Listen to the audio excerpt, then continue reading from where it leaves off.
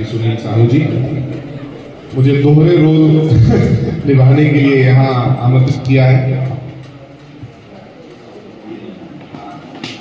आज जिला शिक्षा एवं प्रशिक्षण संस्थान बरुआ सागर के विवेकानंद सभागार में सभी शिक्षक साथियों का, सभी मनुष्यों का, सभी विद्वानों का एक बार पुनः स्वागत है, अभिनंदन।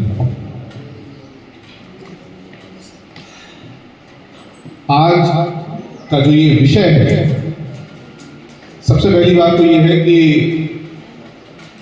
शिक्षण संस्थान में अभी तक हम गाइड को सिर्फ ट्रेनिंग्स के लिए ही याद करते हैं, लेकिन इस वर्ष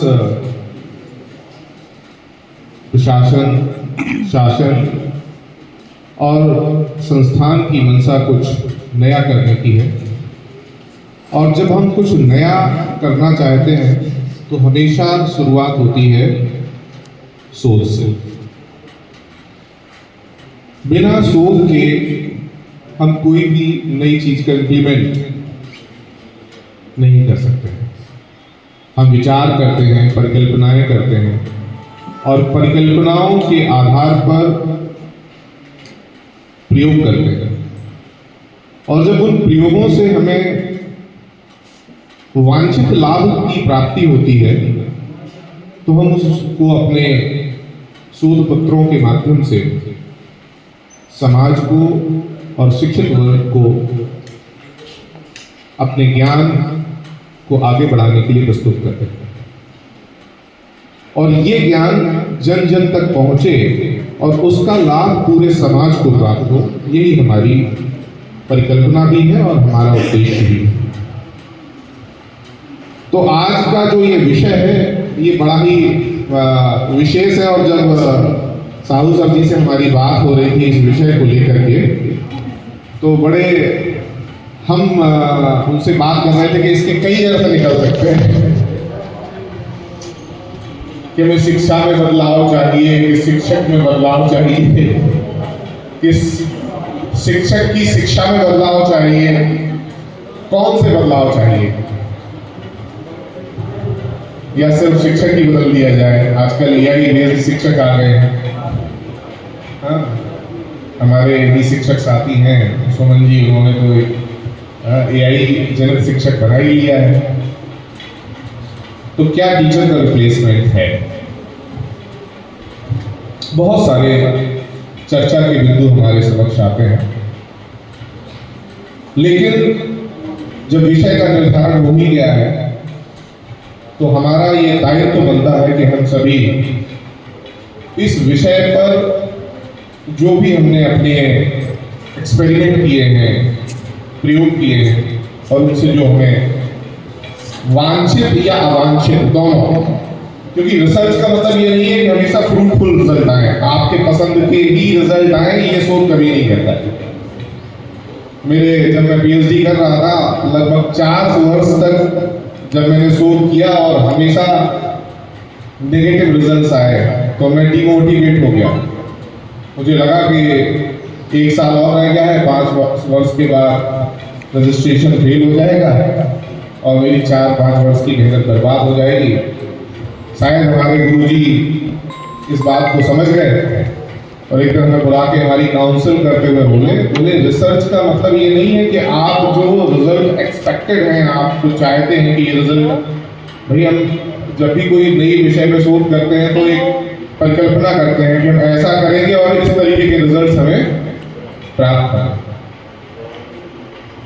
लेकिन अगर रिजल्ट आपके विचार के हिसाब से नहीं आ रहे हैं, नेगेटिव रिजल्ट्स आ रहे हैं, तो वो भी एक तरीके का रिसर्च है कि ऐसा करने से ऐसा नहीं होता है। और वो हमसे बोले कि तुम और 6 महीने प्रयास कर लो, अगर 6 महीने में और भी तुम्हारे सेम नेगेटिव रिजल्ट्स आते हैं तो मैं यही शोध पत्र प्रस्तुत कराऊंगा कि इतना लंबा कार्य करने से हमेशा नेगेटिव रिजल्ट्स आते हैं। और आने वाली पीढ़ी जो है, जब आपके शोध पत्रों को पढ़ेगी तो वो इस क्षेत्र में आगे काम नहीं करेगी, वो बच जाएंगे इस 4 साल की मेहनत से जो आपने की है, वो इस रास्ते पर नहीं चलेंगे। तो आपके काम करते साथ ही आपको बहुत अच्छे पॉजिटिव रिजल्ट मिल जाए, इसकी संभावना बहुत कम होती है। हमारे इस आज की जो विद्वान वक्ता हैं, उनमें से 3 विद्वान वक्ता राज्य पुरस्कार से नवाजे गए हैं। सबको अच्छा लगता है सुनने में, क्या उनको मिल गया, लेकिन कैसे मिल गया ये बहुत बड़ा विषय है। उन्होंने कितने प्रयास किए होंगे, कितने प्रयासों में उन्हें असफलता मिली होगी, फिर लगा कई असफलताओं के बाद वो अपने प्रयोगों में सफल हुए होंगे और आज हम उन्हें यहाँ मंच पर देख रहे हैं। एक बार उनके लिए जोरदार तालियां। जब भी हम शोध की बात करते हैं तो हमेशा पुराने पूर्व ज्ञान से शुरू करते हैं, और जब भी हम अपनी शिक्षा की बात करते हैं तो इतिहास हमें हमेशा से ये बताता आया है कि महान राष्ट्र की जब भी हम परिकल्पना करते हैं तो उसमें केवल संसाधनों का योगदान नहीं है। महान राष्ट्र संसाधनों के साथ महान शिक्षकों की वजह से बना है, और वो शिक्षक कैसे महान हो सकता है, इसके लिए मैं एक छोटी सी कहानी से आपको बताता हूँ कि एक क्लास के टीचर रहे होंगे, उन्होंने बच्चों से पूछा कि एक हमारे पास बीज है और हम उस बीज से उसको रोपण करके पौधा या पेड़ बनाना चाहते हैं, तो क्या प्रक्रिया हमें करनी चाहिए। तो उन्होंने कहा कि भाई बीज से पौधा या पेड़ बनाने के लिए हमें उसका रोपण करना पड़ेगा, उसे अच्छी मिट्टी, खाद, पानी, जल ये सब प्रदान करना पड़ेगा। तो उन्होंने कई बीज लेकर के अपने क्लास में डिस्ट्रीब्यूट किए और कहा जो जो बातें आपने कही थी वो सब आपको उपलब्ध कराई जाएगी, सिर्फ कुछ कंडीशंस हमारी है। एक बच्चे को वही सारा सामान देते हुए, वही बीज देते हुए उन्होंने कहा सब प्रयोग करिए, लेकिन बीज को आपको एक पत्थर के ऊपर रखना है, स्टोन के ऊपर, और फिर आप ये सब डाल सकते हैं।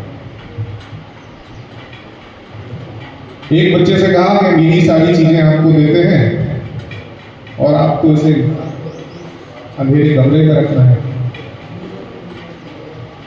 ऐसे बहुत सारी कंडीशंस में उन्होंने बच्चों को बीज दिए और जो संसाधनों की उन्हें आवश्यकता थी वो उपलब्ध कराए। तो मैं पूछ सकता हूँ कि किन किन के जो 2 मैंने उदाहरण दिए हैं, क्या इनके जो बीज हैं वो अंकुरित हुए होंगे? पत्थर के ऊपर जो रखा है उसको पोषण कहाँ से मिलेगा?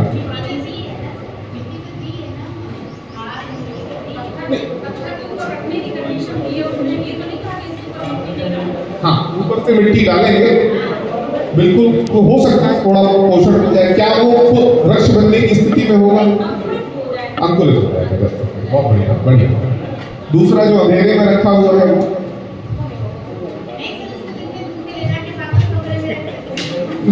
वो विषय है, और आपने तुरंत उसके जो वातावरण को परिवर्तित कर दिया। और मेरे इस कहानी का उद्देश्य भी यही था कि संसाधन सारे हैं, लेकिन अगर उपयुक्त वातावरण नहीं है तो वो बीज भी अंकुरित होकर के वो भी जाएगा तो वृक्ष नहीं बनने वाला। और हमारा उद्देश्य सिर्फ उसको अंकुरित करने से नहीं है, उसको एक फलदार छायादार वृक्ष बनाने से है।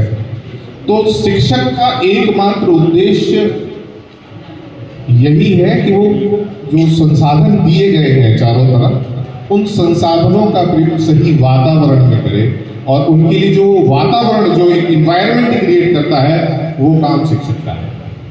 तो आज की डेट में जो भी साहू साहब बोल रहे थे कि पुराना जो हमारा वैदिक समय से जो हमारे ज्ञान की परंपरा चली आ रही है वो श्रुति आधारित है। हम सिर्फ सुन करके, बोल करके नॉलेज ट्रांसफर करते थे, और आज के शिक्षक का काम है कि बच्चा खुद सीखे।